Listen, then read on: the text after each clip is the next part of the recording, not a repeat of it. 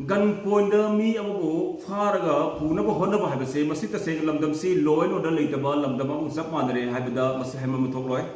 mi pharaga paisa lawbi ponna badnam ama tawjinbi sugumba chatnabi ama yam kanna tawri masi mari leinaba authority singna su thigat piraga masak khangdaba miyoi singna miyoi ama faraga puna ma hotnaramle amadi nongmai kapsilamle athuba matamda mari leinaba singna sengdorakadabani haina Amucoc na fongdorakli Thobal district ki Thobal police station gi manung chanba moijingda masak khangdaba Khutlai paiba singna miyoi ama faduna puna ba hotnaramle loinana nongmai round ahum lom su kapsilamle adumakpu asok apan yauhodre hairi thodok adubu all moijing coordinating committee Amucoc na yamna yaning daba fongdok laduna athuba matamda mari leinaba singna sengdorakadabani haina demand tawrakli masak khangdaba singna faduna puna ba hotnaramliba miyoi adugi maming Muhammad Jamir chahi kuntra taruk apokpa Jahur Ali kawi hairi makhoi moijing awang laikai ithat mapal dagini hairi moijing da laiba Amucoc ki office ta ngasi ayuk paumi singa unaba amada Amucoc ki convener MD Amin MM na fongdorakpada thodok asi ngarang ayuk pung 8 minute kunlom tabada thokibani victim asina moijing iroi pata laiba new model English school da angangi chak thilamlaga school asidagi meter chamarom chatlaga laiba oil pump ta thau hanba changlakpada amuba machugi I-20 car amada lakpa Khutlai paiba miyoi anina kumtharaklaga faduna puna ba hotnaram khibani hairi Khutlai paiba singa duga ngaihak muknaduna lairingaida mafam aduda lairamba miyamna chensilakpadagi nongmai round ahumlom kapsilamlaga makhoi mafam adu thadoktuna chenkhibani adumakpu laibak fabadagi asok apandi yauhodre hairi victim asina tonglakpa gari machada nongmaina panduna akai atoi thokhi hairi mahakna makhatana haikibada thodok asigi matangda police ta complain amasu tawkhre nongmaina panbadagi soklaba gari macha adusu police na pukhatkhre hairaduna Hauzik Manipur gi tangdu laitadraba matam asida aikhoi masen gi marakta Khutlai paiba singna chamjaraba micham praja singbu phaduna puba amadi paisa lawbagi chanabi asi Manipur da yamna toina thokpa thodok ama oire masi lengakna athubada mityeng changhaningi haikhi school manakda makhoina nongmai kaplamba aduna maram oiraga school gi angang singda mi paiba poknakhi masi yamna laibak thiba thodok amani masi gumba thodok asi matungda thokhan biganu loinana kun asida kanana kari tauribage haibasi Amucoc na ngasi fauba yengsinduna lakpa maramna yamna santi laina laijariba khunna sida santi thugaina ba hotnarakpa haibasi yamna laibak thibani hairaduna athuba matamda mari lainaba singna sengdoraktaba taragadi tongan tongan makhongjang sing changsin lakani haikhi paumi singa unaba aduda sarukya kiba victim oiriba Muhammad Jamir na fongdorakpada kanagumba amatana demand tawrakhiba su laite amadi kanagumba amataga khatna chainaba su laite hairaduna mahakna school da angange chak thiluraga petrol pump ta thau hanba changba matamda mahakpu I-20 da lakpa miyoi ahumna faduna puna ba hotnaramliba asi karimaram gino haina hangladuna Manipur da mi faraga paisa tanba amadi faraba matungda maral pisin bagi chatnabi ama lakliba asi mari leinaba singna thigatpiraga chairak pibiu mahakna lalamlabasu mahakpu chairak pibiu haikhi school gi angangi chak thinba chatpada aingonda masak khangdaba makhoi car I-20 tumba ama laga thau halingaida petrol pump school gi angangi chak thinba loiraga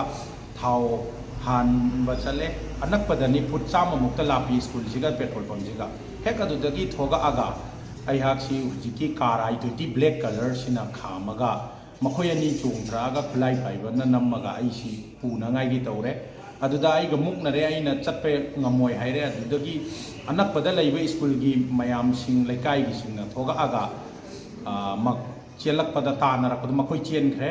adu hairiba mi sing sina aingonda kari maram gi tawbiribano aihak ngonda di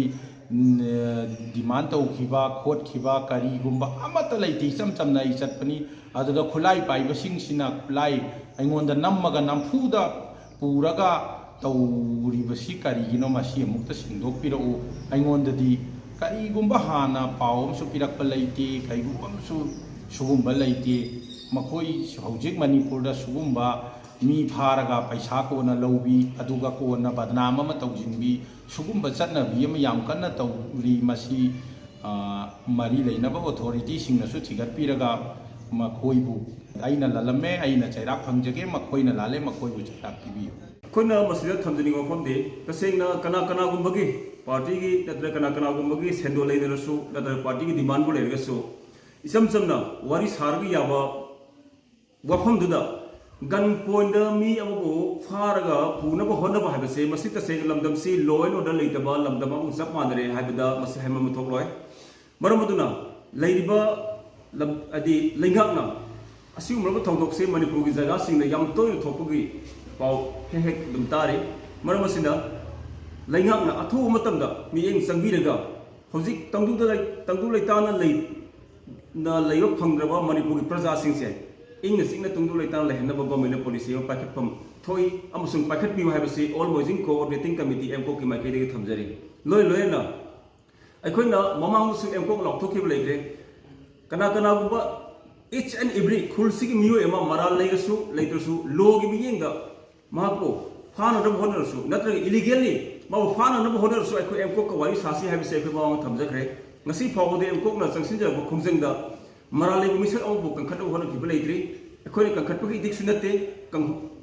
ꯀꯟꯈꯠꯆꯔꯣꯏ ꯍꯥꯏꯕꯁꯤꯃ ꯉꯁꯤꯁꯨ ꯃꯦꯗꯤꯌꯥꯒꯤ ꯃꯃꯥꯡꯗ ꯃꯌꯥꯝ ꯑꯗꯩ ꯂꯩꯕꯥꯛ ꯃꯌꯥꯝꯅ ꯊꯝꯖꯔꯤ ꯍꯥꯏꯕꯗꯤ ꯈꯨꯜꯁꯤꯗ ꯄꯣꯛꯆꯕ ꯈꯨꯜꯁꯤꯗꯁꯨ ꯆꯥꯎꯔꯛꯑꯕ ꯃꯤ ꯑꯃ ꯃꯍꯥꯛꯀꯤ ꯈꯨꯜꯗ ꯆꯪꯁꯤꯜꯂꯒ ꯒꯟ ꯄꯣꯏꯟꯗ ꯐꯥꯅꯕ ꯍꯣꯠꯅꯕ ꯍꯥꯏꯕꯁꯤ ꯃꯁꯤ ꯈꯨꯜꯁꯤꯒꯤ ꯃꯤꯑꯣꯏꯁꯤꯡꯕꯨ ꯇꯨꯃꯤꯠ ꯀꯥꯡꯒꯨꯝꯅ ꯎꯔꯕ꯭ꯔꯥ ꯍꯥꯏꯕꯁꯤ ꯃꯁꯤ ꯑꯩꯈꯣꯏ ꯇꯁꯦꯡꯅ ꯍꯪꯗ ꯌꯥꯗꯕꯗꯒꯤ ꯑꯩꯈꯣꯏ ꯍꯪꯅꯕꯅꯦꯕ ꯃꯔꯝꯗꯤ ꯀꯔꯤꯒꯤꯅꯣ ꯍꯥꯏꯀꯥꯟꯗ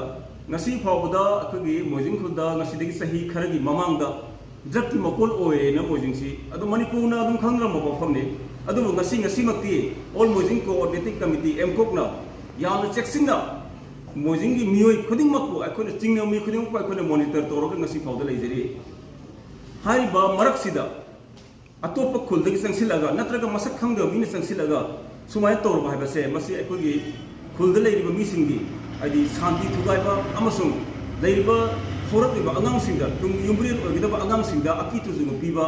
ꯑꯣꯏꯅ ꯊꯣꯛꯏ ꯃꯔꯝ ꯑꯁꯤꯅ ꯀꯅꯥꯒꯨꯝꯕꯅ ꯃꯔꯤ ꯂꯩꯅꯕꯁꯤꯡꯅ ꯗꯔꯀꯥꯔ ꯂꯩꯔꯕꯁꯨ ꯑꯦꯝꯀꯣꯛꯀ ꯋꯥꯔꯤ ꯁꯥꯁꯤ ꯃꯥꯒꯤ ꯃꯔꯥꯜ ꯂꯩꯔꯝꯕ ꯇꯥꯔꯒꯁꯨ ꯑꯩꯈꯣꯏ ꯂꯣꯗ ꯁꯤꯟꯅꯖꯒꯅꯤ ꯑꯗꯨꯒ ꯍꯦꯛꯇ ꯃꯤꯕꯨ ꯆꯪꯉꯛꯑꯒ ꯒꯟ ꯄꯣꯏꯟꯗ ꯐꯥꯅꯕ ꯍꯣꯠꯅꯕ ꯍꯥꯏꯕꯁꯦ ꯃꯁꯤ ꯇꯁꯦꯡꯅ ꯍꯥꯏꯗꯤ ꯑꯣꯜ ꯃꯣꯏꯖꯤꯡ ꯀꯣꯑꯣꯔꯗꯤꯅꯦꯇꯤꯡ ꯀꯃꯤꯇꯤ ꯑꯦꯝꯀꯣꯛꯅ ꯌꯥꯝꯅ ꯃꯁꯤꯒꯤ ꯊꯧꯗꯣꯛ ꯑꯁꯤ ꯌꯥꯝ ꯀꯟꯗꯦꯝ ꯇꯧꯏ ꯑꯃꯁꯨꯡ ꯌꯥꯝ ꯅꯨꯡꯉꯥꯏꯇꯦꯅ ꯑꯩꯈꯣꯏ ꯃꯦꯗꯤꯌꯥꯒꯤ ꯃꯥꯡꯗ ꯊꯝꯖꯔꯤ ꯂꯣꯏꯅ ꯃꯇꯨꯡ ꯇꯥꯔꯛꯄꯗꯁꯨ ꯑꯁꯤꯒꯨꯝꯂꯕ ꯊꯣꯛꯍꯟꯅꯤꯡꯗꯕ ꯊꯧꯗꯣꯛ ꯑꯁꯦ ꯊꯣꯛꯍꯟꯕꯤꯒꯅꯨ ꯍꯥꯏꯅ ꯃꯥꯏꯀꯩ ꯈꯨꯗꯤꯡꯃꯛꯇ ꯂꯩꯕꯤꯔꯤꯕ प्रजा सेक्शन खुदिंगमक्ता एमकोक की माइकेदगी थमजरी अखोगी ngaraंगी थौदोक असिमक्सु अखोइना मसी कनाना करी मरमगिदमक तौरिबनो हाइबसिमा अथु मतमदा सेंगदोकफेकनबा एमकोक की माइकेदगी खंगजरी करिगोबा मसी सेंगदोक्तना लैसिनबा तारगदी तोंगान तोंगानबा मखल मखा कयागी खोंजंग संगसिलकनी हाइने एमकोक